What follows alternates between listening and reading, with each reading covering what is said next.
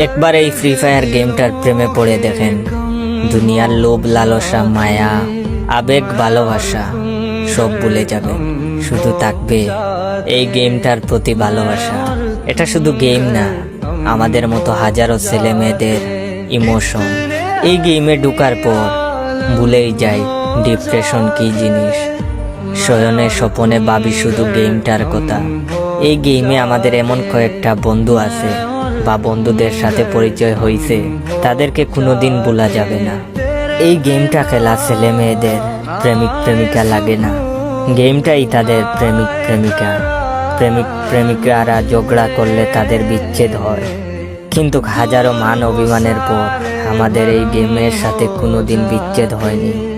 আসলে এই গেমটাকে অনেক ভালোবাসি, অনেক অনেক, আপনাদের বুঝাতে পারবো না।